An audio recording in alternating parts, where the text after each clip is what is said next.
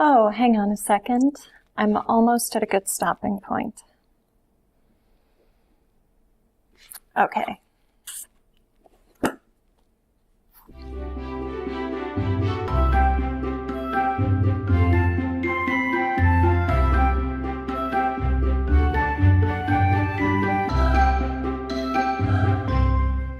I'm Alida, your writing coach at Word Essential. Today's 60-second writing tip is about writing past your hook and killing your end note.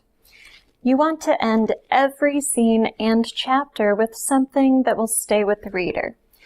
And to make that carefully crafted end note effective, you need to refrain from writing past it. As readers, we like to get to a good stopping point before we put a book down for the night. That means when we see white space, whether it's a line at a scene break or a page at a chapter break, we take it as permission to put the bookmark in and do something else for a while. So, as writers, we want to make it hard for our readers to close the book. And when they do, we need to make it so they're eager to get back to our stories as soon as possible. We need to end every chapter, and ideally every scene, with a hook. A hook is a very simple device. It's a question you raise in the reader's mind that you promise to answer later in the story, which is why the reader must get back to it as soon as possible. Sometimes the question is as simple as what's going to happen next, or however will she deal with that. But the idea is to leave something open-ended in the reader's mind. Oftentimes a hook is invisible on the page, but if you're doing your job well, you'll know exactly what it is, and the reader will need to keep reading, even if he doesn't know why. Let's say you end a chapter with your protagonist asking the girl he loves out on a date. The implied question is, will she say yes?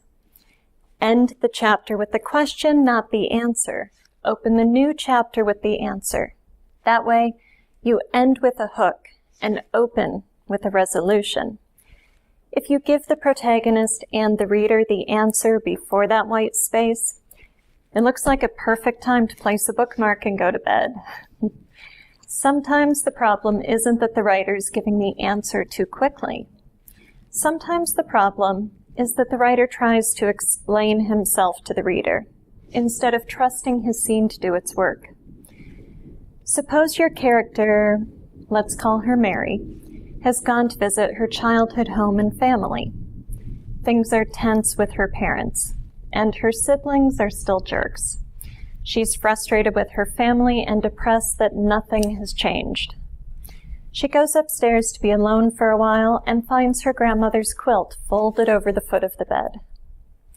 Her grandmother was a wonderful woman who never let other people's crazy get to her. She always had a smile for everybody, and especially for Mary.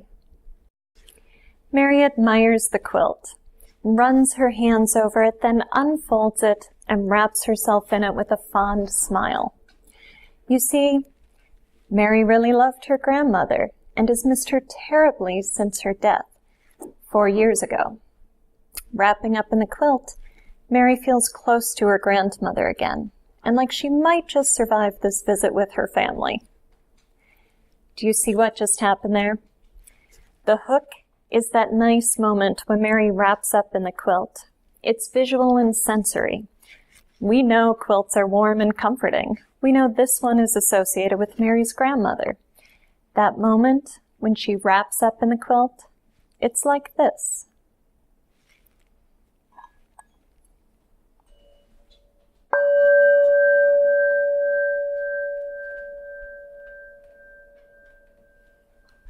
When a writer writes past the hook, that lovely sensory moment of connection between reader and point of view character, it's like this.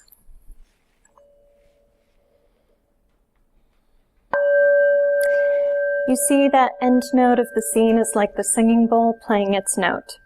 As a writer, your job is to let that note resound with the reader in beautiful, emotional harmony, and to let the reader decide when the moment is over.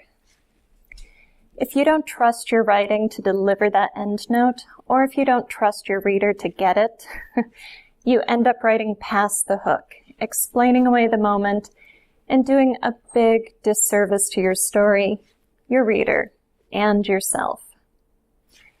The hook in the first example is obvious. Boy asks girl on a date. Will girl say yes?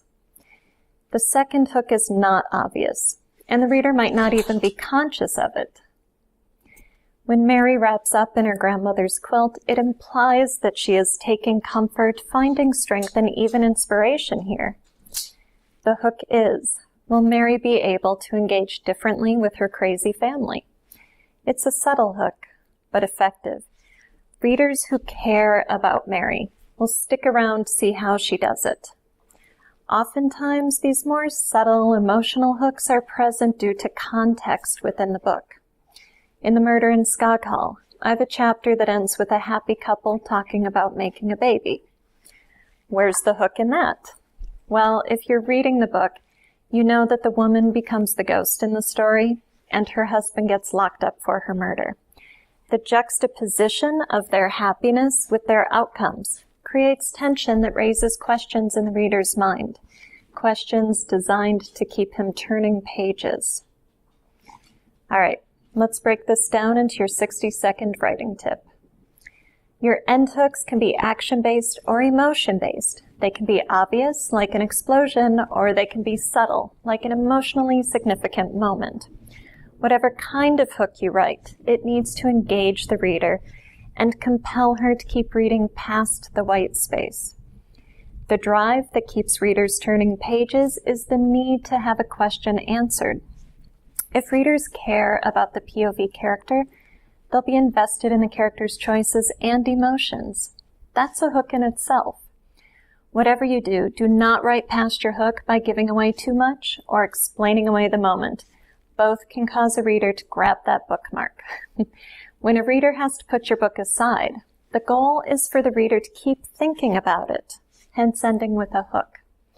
Next time you hit white space in the book you're reading, see if you can identify the hook. If there doesn't seem to be a question inherent in the text, and there often isn't, ask yourself what you're concerned with now, then put it in the form of a question. And whatever you do, if you take the time to craft a beautiful end note, let it sing.